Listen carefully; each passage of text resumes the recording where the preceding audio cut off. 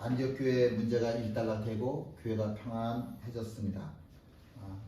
담임 목사인 사도 바울과 바나바 공동 목회를 하지요. 그 두 사람의 삶도 역시 안정되었겠지요.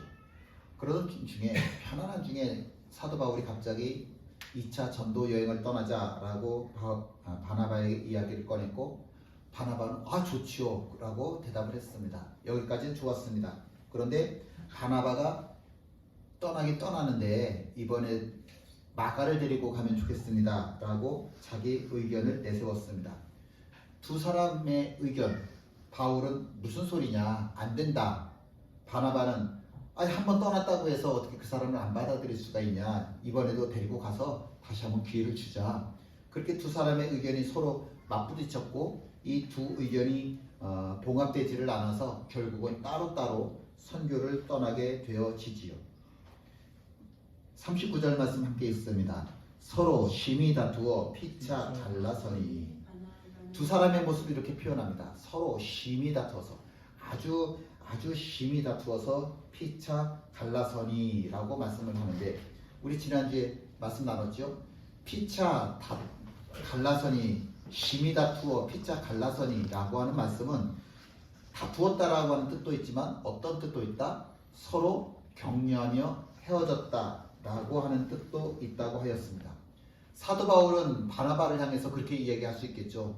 당신은 원칙도 없어, 자존심도 없어, 하나님의 일을 한다고 하는 사람이 자기 마음에 맞지 않는다고 휙 버리고 가버렸는데, 그런 사람에게까지 뭐가 아쉬워서 붙잡아 놓고 하나님의 일을 시키냐? 당신은 원칙도 없는 사람이야. 그렇게 비난할 수 있었음에도 불구하고 그렇게 하지 않고 바나바의 마음도 이해를 해주는 거죠.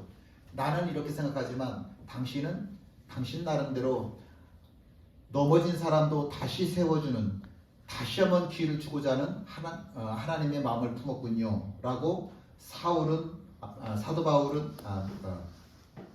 바울은 바나바를 인정해주고, 바나바도 그렇지요, 하나님의 일이 엄중하지요 라고 바울을 인정해주면서, 그렇게 서로가 서로를 인정해주면서 격려하면서 두 사람이 헤어졌다라고 하는 거죠. 우리가 잘 생각할 것은 사도 바울이 마가라고 하는 사람의 흔적을 교회에서 없애버리려고, 야, 너 한번 하나님의 일을 내팽개쳤으니까 넌 두 번 다시 하나님의 일 하지 마 라고 이야기하는 것 절대로 아니다 라고 그랬습니다.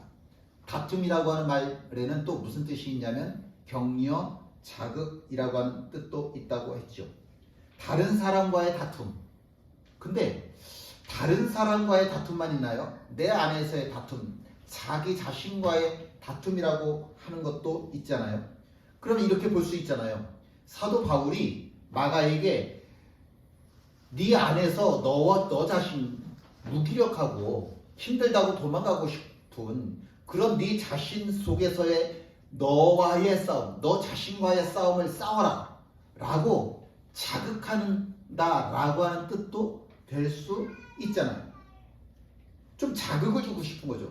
하나님의 일을 맡은 사람이 하나님의 일이 얼마나 엄중하다라고 하는 것을 무시하고, 내가 힘드니까, 내가 아프니까, 내가 바쁘니까 그렇다고 하나님의 일을 내팽개쳐? 마가 너 그렇게 하면 안 돼. 내가 정말 잘못했구나. 하나님의 일은 그렇게 하면 안 되는데, 그래 이제는 절대 그러지 말아야지. 그렇게 자기 자신과의 싸움을 할 수 있도록 사도 바울이 마가를 자극했다라고 성경을 우리가 읽을 수도 있다라고 하는 거죠. 그런 선한 자극을 받고 나서 바울은 바울대로, 바나바는 바나바대로 각자 선교 여행을 떠났고, 그래서 유럽이라고 하는 그 거대한 땅덩어리가 복음화가 될 수 있었다라고 하는 거죠. 그런데 바나바는 처음에 전도 갔던 것처럼 구고로라고 하는 곳, 자기네 처음에 떠났던 여행 코스를 밟으면서 다시 전도하기를 원했고, 바울은 헤어진 마당에 바나바가 처음 전도 여행 코스로 가네. 그러니까 그렇게 할 수 없어서 거꾸로 갈 생각, 거꾸로 자기가 돌아왔던 선교 여행했던 그 여행지를 거꾸로 돌 생각을 하고 이제 각자 이쪽으로 이렇게 출발을 하게 되지요. 이 두 사람을 보면 바나바는요 성경에 처음 등장할 때부터 굉장히 모범적인 예수쟁이에요. 자기의 모든 재산을 다 팔아서 가난한 사람들에게 나눠주었고, 사람들이 굳이 바나바라고 하는 이름을 붙여줄 정도로 다른 사람들을 찾아다니면서 권면해서 세워주는 일들을 얼마나 많이 했는지 몰라요. 그래서 초대교회 지도자 중에 지도자 역할을 했던 사람이 바나바예요. 굉장히 모범적인 예수쟁이가 바나바 맞아요. 그런데 그에 비해서 바나바라고 하는 사람은, 바울이라고 하는 사람은 예수쟁이를 박해한 사람이잖아요. 이런 사람, 바울과 바나바를 딱 비교를 해보면 당연히 사람들은 누구를 위대하다고 생각을 하냐? 바나바를 훨씬 더 위대한 사람이라고 인정을 하지요. 그래서 바나바는 안디옥 교회의 담임 목사가 됩니다. 물론 곳곳에 교회가 세워졌겠죠. 그 당시에 교회가 곳곳에 세워졌을 텐데, 그런데 이방인들의 손으로, 이스라엘 사람들이 아닌 이방인들의 손으로 세워진 최초의 교회가 안디옥 교회고, 그 안디옥 교회 초대 목사님이 바나바다. 이거는 굉장히 상징적으로도 값어치 있는 이야기죠. 누가 과연 첫 번째 담임 목사가 될 것이냐? 사람들이 굉장히 관심을 많이 가졌을 텐데, 바나바. 그럼 바나바 그 사람은 될만하지. 그렇게 인정하지 않았겠습니까? 그런데 이 바나바라고 하는 사람은 그렇게 담임 목사로 간 후에도 여전히 참 뛰어난 예수쟁이다라고 하는 게 13년 동안 사람들이 잊었던, 그래서 고향에 집거하고 있는 무명의 사도 바울을 찾아가서 안디옥 교회 공동 담임 목사로 세워요. 내가 굳이 그렇게 할 이유가 뭐가 있어요? 내가 담임 목사고 사도 바울은 사람들이 다 잊은 사람이니까 내 부목사로 데려다 놓으면 되잖아요. 뭐 전도사 데려다 놔도 되고 부목사도 데려다 놔도 되고 그런 건데. 근데 굳이 바나바는 사도 바울을 자기하고 똑같은 직급의 담임 목사로 세우는 거예요. 이거 아무나 할 수 있는 거 아니잖아요. 아무나 할 수 있는 거 아니잖아요. 그런 겸손함, 관용, 이게 바나바의 모습인데, 이 두 사람이 선교 여행을 떠나죠. 그럼 당연히 바나바가 지도자가 됐겠지요. 바나바가 돼서 이제 전도 여행을 딱 떠났는데, 떠나자마자 나보다 바울 당신이 전도를 더 잘하네요. 지도자의 역할을 맡으세요. 그리고 지도자 역할을 또 맡겨요. 내주는 거예요. 이거 아무나 할 수 있는 거 아니라니까요. 이건 자기 자존심을 다 내려놓은 사람만 할 수 있는 겁니다. 이건 정말 아무나 할 수 있는 게 아니에요. 그렇게 해서 선교 여행을 이제 시작을 했어요. 선교 여행을 했는데 사도행전을 보시면 바나바는요, 가는 곳곳마다 설교의 자리가 있으면, 기회가 있으면 자기가 안 하고 꼭 바울에게 양보를 해요. 이제 목사님들이 모여서 연합 집회를 한다. 그러면 제일 중요하게 다루는 게 뭘까요? 누가 설교해? 이게 제일 중요해요. 누가 설교해? 설교하는 분이 그날의 중심되는 분이니까. 근데 바나바하고 바울하고 선교 여행을 떠나면서 바나바가 바울을 자꾸 설교의 자리에 내세워요. 왜? 당신이 나보다 설교를 더 잘하니까. 낮아지는데 그냥 겉으로만 낮아진 게 아니라 철저하게 자기 자신을 내려놓고 더 이상 내려갈 수 없을 만큼 바닥에 납작 엎드린 사람이 바나바라고 하는 사람이죠. 안디옥 교회에 문제가 생겨서 예루살렘으로 찾아가죠. 그때 문제를 해결할 때 주도적인 역할을 할 수 있도록 자리를 내준 사람도 바나바예요. 바울, 당신이 주도적으로 하세요. 사람들은 바울이 아니라 바나바를 위대한 모범쟁이 예수쟁이라고 높이는데, 그런데도 불구하고 아니요, 바울이 훨씬 더 나보단 적격자입니다 라고 끝까지 바울을 내세웠던 사람. 그렇게 겸손한 사람이 바나바였습니다. 그리고 보면 바울이라고 하는 사람, 사도 바울이라고 하는 사람에게 있어서 잊히지 않는 사람을 꼽아라. 그러면 당연히 누구겠어요? 바나바죠. 생명의 은인인 거죠. 아버지 같은 사람이에요. 바울보다 언제나 앞설 수 있는 높은 자리를 요구할 수 있는 권리가 나에게 있잖아요. 그런데 모든 화려한 자리, 사람들이 볼 때 유명하다라고 하는 자리는 다 바울에게 양보했죠. 그리고 자기는 알아주지 않는 2등의 자리로 자꾸 뒤로 물러섰죠. 생각을 해보세요. 왜? 라고 한번 생각을 해보세요. 왜? 왜 바나바는 굳이 13년 동안이나 사람들에게 잊혀져 있는 사도 바울을 그 먼 곳까지 찾아가서 굳이 데려와서 안디옥 교회 담임 목사로 끌어냈을까? 왜 굳이 바나바는 사도 바울을 전도팀의 리더로, 지도자로 세웠을까? 왜라고 하는 질문이 끝나지 않는 거예요. 이유를 한번 찾아볼까요? 혹시 바나바와 사도 바울이 피고칠까? 그래서 바나바가 바울을 자꾸 세워주려고 하는 걸까? 아니면 바울과 바나바가 같은 고향 출신? 같은 고등학교 출신? 뭐 이런 거였었을까? 아니면 바나바가 특별히 정말 생명의 은인과도 같이 여기는 어떤 사람이 바나바에게 바울 좀 챙겨줘 그렇게 부탁했기 때문에, 압력을 넣었기 때문에 바울을 자꾸 높이는 걸까? 자꾸 반복해서 말씀을 드리지만 사도 바울은 절대로 기독교 내에서, 초대교회 내에서 유명한 사람이 아니에요. 절대로 유명한 사람이 아니고 오히려 다른 사람들이 거리를 두고 싶어 하는 사람이에요. 이런 사람을 바나바가 자꾸 내세우면 사람들이 바나바를 오해할 수도 있어요. 저 바울 앞에 뭐 먹은 거 아니야? 뭐 이런 소리 들을 수도 있는 거고, 아니면 거 봐, 사도 바울이 어떤 사람인지 말이야, 너 몰랐어? 그렇게 자기의 명성, 자기의 미래, 모든 것을 다 잃어버릴 수도 있었어요. 그런데도 불구하고 굳이 바나바는 사도 바울을 자꾸 앞에다 내세우는 거예요.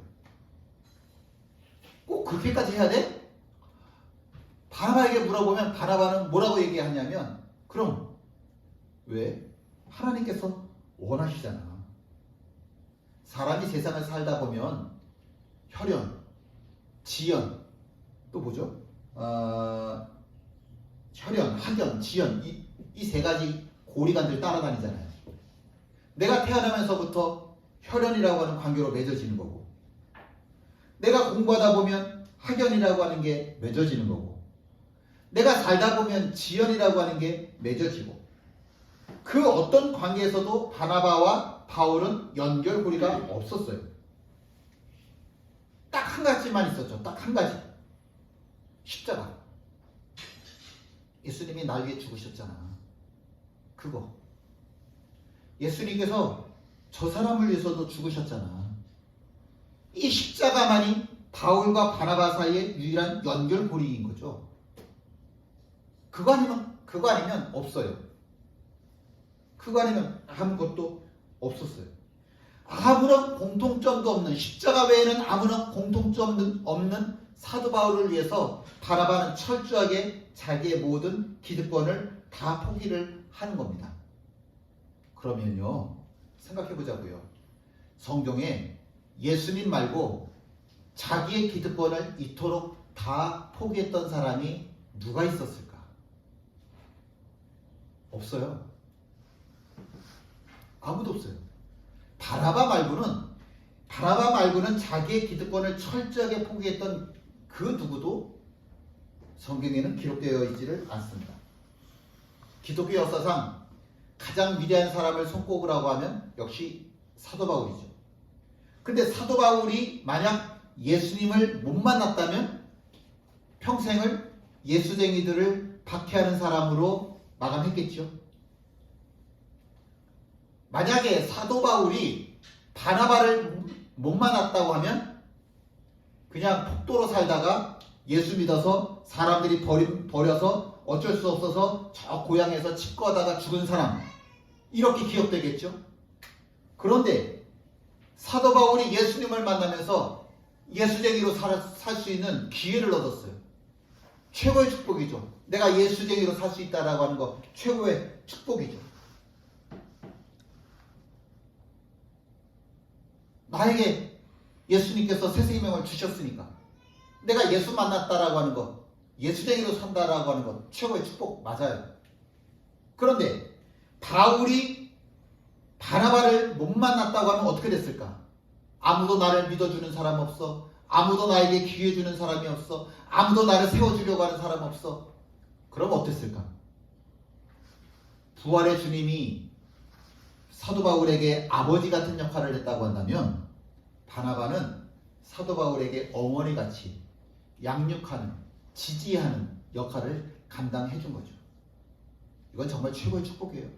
만남의 축복이라고 하는 건 우리가 이 세상을 살아가면서 누릴 수 있는 축복 중에 가장 큰 축복입니다. 하나님 만나셨잖아요. 우리 좋은 사람 만나야죠. 하나님께서 그런 축복 주셔야죠. 또 주신 줄 믿습니다. 세월이 흘렀어요. 바나바는 이제 성경에서 사라지고 더 이상 등장하지를 않습니다. 마가라고 하는 사람, 그렇게 바울과 바나바를 싸우게 만들었던 장본인 마가라고 하는 사람의 삶은 어떻게 되었을까? 그 초대교회 당시 문헌을 보니까 이렇게 돼 있어요. 마가가 베드로의 통역 역할을 했다라고 돼 있어요.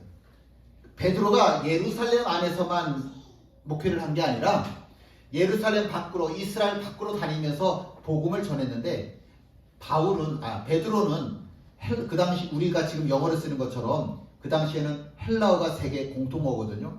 헬라어를 못했어요. 그러니까 마가가 쫓아다니면서 통역 역할을 했는데 얼마나 사람이 신실하든지 베드로가 마가를 보면서 뭐라고 얘기를 하냐면 내 아들이다 라고 부르더라고요. 내 아들. 바울은 뭐라고 부르냐면 나의 동역자다 라고 부르죠. 지금 베드로가 이렇게 얘기를 하는 거예요. 내 아들 마가도 그리하느니라. 또 바울은 마가도 데리고 와라. 나의 동역자 마가도 데리고 와라 라고 이야기를 합니다. 신약성경을 대표하는 두 인물을 꼽으라고 하면 베드로와 사도 바울이겠죠. 이 두 사람 모두에게 똑같이 신뢰를 받을 수 있었다? 흔치 않았을 거예요. 그런 사람이 누구냐면 바울입니다.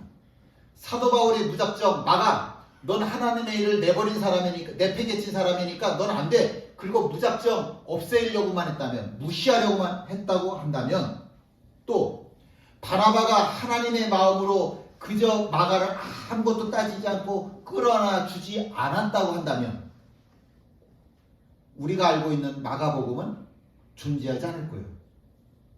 근데 바울은 마가라고 하는 사람에게 네 안에 그렇게 허무감을 느끼고 있는, 무기력하게 만드는, 나태하게 만드는 네 자신과 싸우라고 자극을 하고, 바울은 어머니의 마음으로 자꾸 쓰다듬어주고 보듬어주니까 마가라고 하는 사람이 세워질 수 있었던 거죠.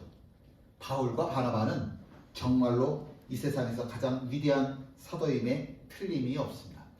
함께 있습니다.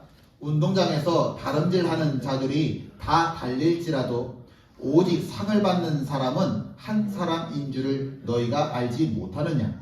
너희도 상을 받도록 이와 같이 다름질하라. 운동장에서 사람들이 쭉 줄 서가지고요, 시작! 하고 달립니다. 그러면 1등상은 몇 명? 한 명. 이런 기준으로 사도행전을 읽으면 어떻게 되냐면, 사도행전의 주인공은 이제 바울이 되어지고 주인공인 줄 알았던 바나바는 2등, 3등으로 밀려나게 돼요. 하나님이 원하시는 것이 과연 이런 걸까? 금메달 하나 딱 정해놓고서는 우리 중에서 열심히 예수 믿는 사람 한 명만 금메달, 나머지는 다 은메달, 동메달 다 탈락. 하나님이 그렇게 줄 세우시는 분일까? 함께 있습니다. 나는 선한 싸움을 싸우고 나의 달려갈 길을 마치고 믿음을 지켰으니 이제후로는 나를 위하여 의의 면류관이 예비되었으므로 주 곧 의로우신 재판장이 그 날에 내게 주실 것이며 내게만 아니라 주의 나타나심을 사모하는 모든 자에게도니라. 아멘. 사도 바울이 꼭 받고 싶은 상이 있어요. 의의 면류관을 꼭 받고 싶어요. 내가 잘 살았다라고 하는 인정은 언제 받아요? 내가 살아있을 때가 아니라 내가 죽고 나서죠. 그때 내가 정말 잘 살았는지 못 살았는지 판가름 나서인데 죽고 나면 하나님이 의의 면류관을 주실 때 의의 면류관을 받는 사람은 잘 산 거고 하나님이 의의 면류관을 주지 않는 사람은 못 산 거예요. 그런데 이 의의 면류관이라고 하는 것은 나를 위하여 준비되었다가 아니라 나만을 받는다라고 하는 것이 아니라 내게만 아니라 주의 나타나심을 사모하는 우리 모두에게 집사님에게도 주는 거고 집사님에게도 주는 거고 권사님에게도 주는 거고 우리 모두에게 다 똑같이 의의 면류관을 주시겠다라고 하는 겁니다. 모든 인간은 다 도토리 키재기예요. 키가 아무리 커봤자 하늘 아래 하늘 뚫고 올라가는 사람이 어디 있어요? 내가 아무리 재산을 많이 가졌다? 그게 나보다 재산 더 많이 가진 사람 분명히 있다니까요. 나보다 똑똑한 사람 분명히 있다니까요. 어차피 우리네 인생은 다 피조물이잖아요. 우리네 인생은 다 피조물인데 하나님께서 자 일렬로 쭉 서봐. 자 1번 누구야? 박권사님이 1등 좋아. 나머지 2등 너는 3등이야. 하나님은 그렇게 1등, 2등, 3등 가리지 않으신다고. 우리는 자꾸 성경을 보면서 사도 바울이 1등이 됐네. 바나바가 2등이네. 이렇게 자꾸 순위를 따지고 싶어하는 게 우리네 본성. 아직까지도 성화되지 못한 우리네 본성인데. 근데 하나님은 절대로 순위를 따지지 않으신다고요. 하나님께서 쓰임새가 다르게 하셨어요. 금그릇이 있고 은그릇이 있다라고 하는 이야기는 예수 믿는 사람들이 가치가 다르다라고 하는 것이 아니라 쓰임새가 다르다라고 하는 뜻이죠. 쓰임새가 다른 거죠. 그래서 바울은 대중적인 많은 사람들 앞에서 설교하는 일을 잘해요. 바나바는 한 사람을 세워주는 일을 잘해요. 그렇게 다르다고요. 다르다라고 하는 뜻이지 틀렸다, 1등이다, 2등이다 이런 거는 하나님께서 구별하지 않으시는 이야기입니다. 자꾸 우리는 줄을 세워서 누가 1등이야, 2등이야 이거 따지려고 하는데 괜찮아요. 하늘나라 가면 우리 다 똑같이 상 받아요. 의의 면류관이요. 우리 중에 누가 더 많은 거 받고 더 적게 받고 그런 거 아니에요. 우리 모두 다 똑같이 의의 면류관을 받습니다. 우리 모두 다 금메달이죠. 학생으로 부름받은 사람에게는 공부 열심히 하는 게 욕구가 되는 거고 아내로 부름받은 사람에게는 남편 역할 최선 다하고 아내 역할 최선을 다하도록 부름받은 거고 군인으로 부름받은 사람은 나라를 위해서 최선을 다하도록 요구가 되는 거죠. 나를 예수쟁이로 부르셨으면 예수쟁이로 최선을 다해서 살아야죠. 그걸 뭐라고 그래요? 헌신이라고 하죠. 그걸 헌신이라고 하는 거죠. 함께 읽어볼까요? 부르심은 일상적인 삶의 소명이다.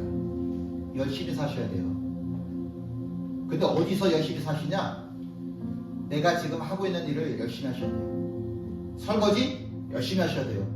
걸레질 열심히 하시는 거예요. 그게 헌신이에요. 내게 맡겨진 일 내가 최선을 다해서 열심히 하는 것 그게 하나님을 향한 헌신입니다. 부르심은 내 삶을 복귀하라고 하는 게 아니에요. 너 목사 돼, 너 선교사 돼. 그게 부르심이 아니에요. 지금 하고 있는 일을 내가 하나님의 일을 하는 것처럼 하나님을 보는 것처럼 최선을 다해서 열심히 하는 것 그게 헌신이고 그게 부르심에 어울리는 삶, 소명, 사명입니다. 함께 있지요. 나는 선한 싸움을 싸우고 나의 달려갈 길을 마치고 믿음을 지켰으니. 절대감사. 모든 일을 감사는 절대 감사 어떻게 할 수 있는지 아십니까? 절대 행복. 어떤 자리에서든지 무조건 행복해지는 방법이 있어요. 절대 기쁨. 이것도 저도 무조건 기쁜 방법이 있어요. 뭔지 아세요? 선한 싸움을 싸우면 돼요. 내가 지금 살아가고 있는 이 자리가 선한 싸움을 싸우는 자리면 절대 감사, 절대 행복, 절대 기쁨 누릴 수 있습니다. 그런데 내가 서 있는 자리가 왠지 감추고 싶은 게 더 많아지고 뭘 사람들이 모르면 좋겠는 게 더 많아진다고 한다면 우리는 절대로 절대 감사, 절대 행복, 절대 기쁨 이런 거 못 누립니다. 이게 하나님의 은혜예요. 절대 감사, 절대 행복, 절대 기쁨. 선한 싸움을 싸우십시오. 거기는 1등 1등이 없어요. 모든 사람들에게 동일하게 주시는 의의 면류관만이 있을 따름입니다.